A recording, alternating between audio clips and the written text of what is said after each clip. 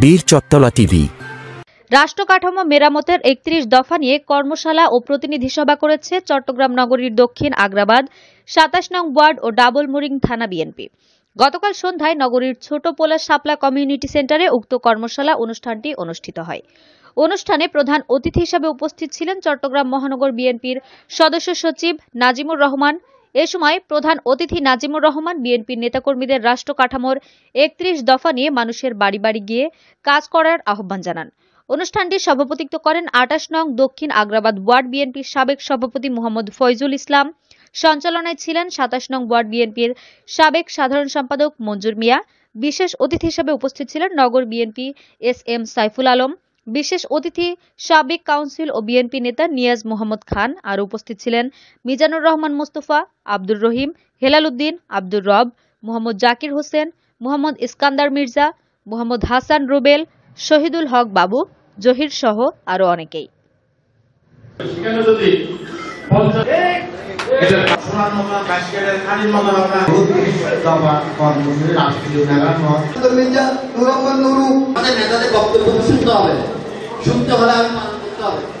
এখন পর্যন্ত আমরা দেখি বড় বড় মিটিং এ যান, কিছুক্ষণ পর আবার চলে আসে। এইটা আপনাদের একটু নজর রাখতে হবে, যাতে করে নেতারা যদি হয় চিটাগাংয়ের একটা ঐতিহ্য আছে, যত আন্দোলন হয়েছে, স্বাধীনতা সংগ্রাম হয়েছে চিটাগাং থেকে, বড় বড় আন্দোলনের সূত্রপাত হয়েছে চিটাগাং থেকে। এখন এখানে মিটিং হলে সামনে আমরা ব্যাপারে দেখছি একটা বিরাট মহাসমাবেশ হবে চিটাগাংয়ে। আপনারা কোন সমস্ত লোক লালসার উঠে আমাদের করতে হবে। আজকে যারা বড় গলায় কথা বলতে চায়, যারা আমাদের বিরুদ্ধে অবস্থান নিয়েছিল, তাদের ছাড় দেওয়া হবে না, তাদেরকে মুক্ত করতে দেওয়া হবে না, তাদেরকে বিজয় করতে হবে। জনগণ তাদের চাই না।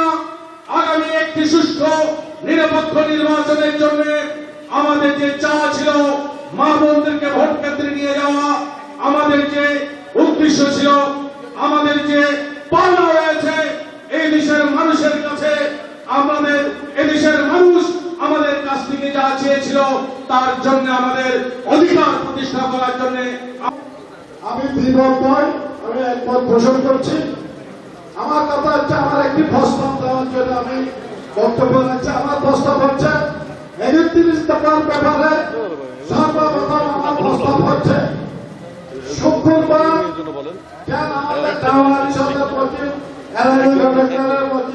রাষ্ট্রীয় ক্ষমতায় যেতে হবে।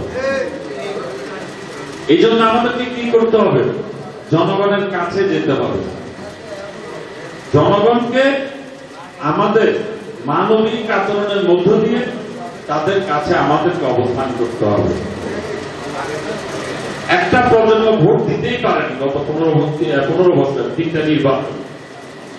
এই প্রজন্মকে আমাদের কাছে টানতে হবে। তরুণ ভোট।